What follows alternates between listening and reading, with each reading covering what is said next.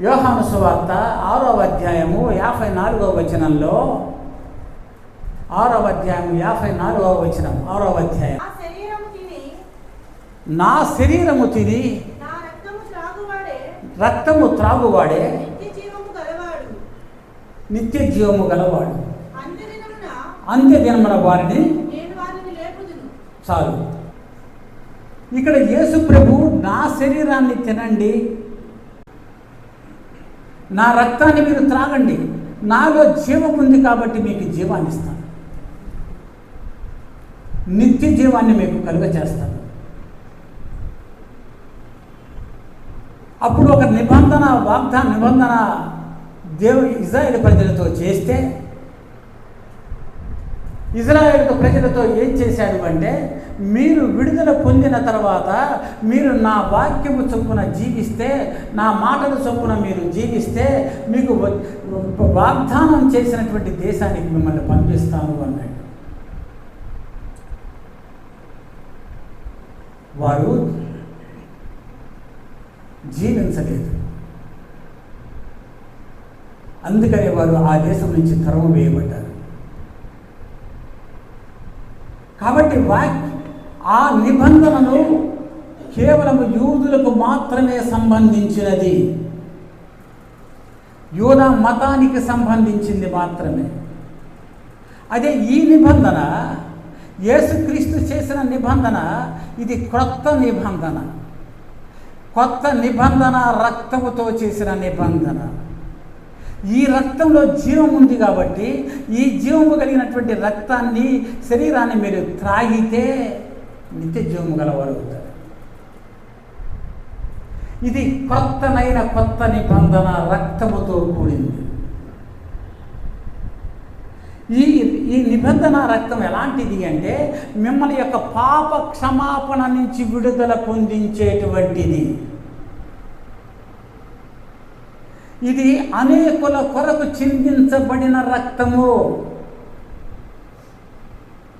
అదే ఐగుప్తులో ఉన్నప్పుడు గొర్రె రక్తాన్ని చిందించారు కదా, అది ఎవరికి ఉపయోగపడింది? యూదులకు మాత్రమే అది విమోచించింది. ఇప్పుడు యేసుక్రీస్తు యొక్క రక్తము అనేకులకు ప్రతిగా క్రయధనమును చెల్లించి తన ప్రాణాన్ని పెట్టాడు. ఈ రక్తము క్రయధనముగా చెల్లించాడు. మన పాపముల కొరకు తన రక్తాన్ని చిందించి, క్రయధనముగా చిందించి వెలబెట్టి కొనుక్కున్నాడు.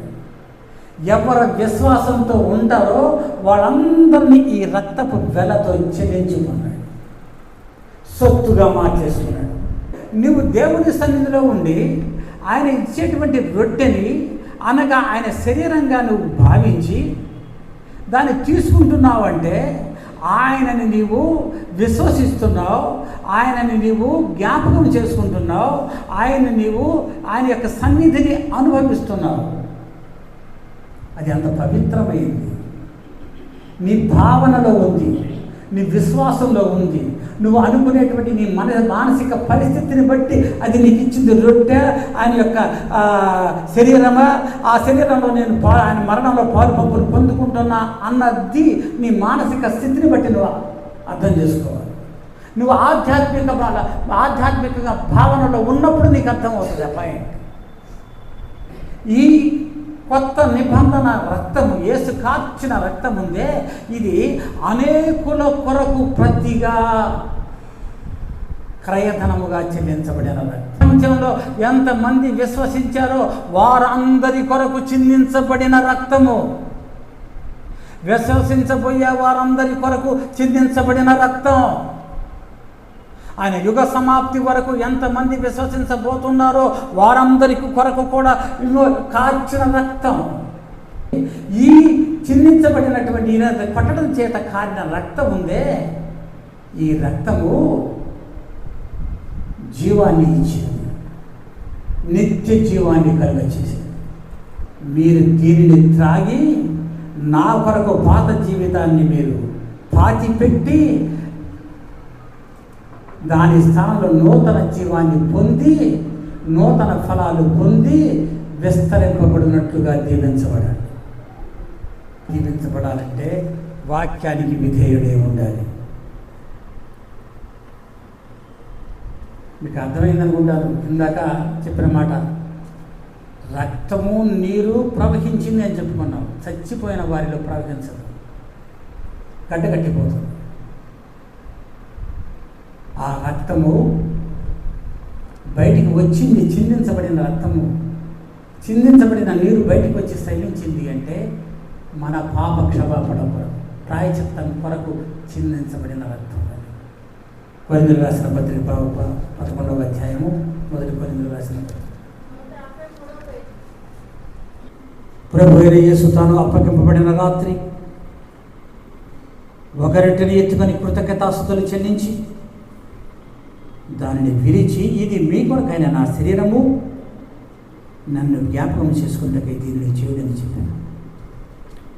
ఆ ప్రకారమే భోజనమైన పిమ్మట ఆయన పాత్రను ఎత్తుకొని, ఈ పాత్ర నా రక్తము వలననైన క్రొత్త నిబంధన, మీరు దీనిలోని త్రాగునప్పుడల్లా నన్ను జ్ఞాపకం చేసుకున్నటకై దీనిని చేయుడని చెప్పాను.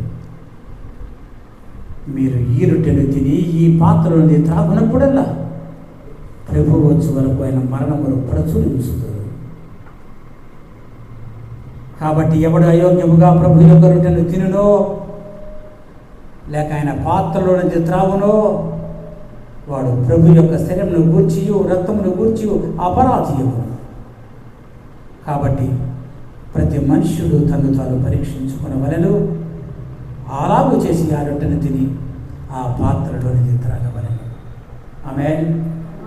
చదువుబడిన లేఖన మనల్ని మన వినికిడిలో దీవించి ఆశీర్వదించును గాక.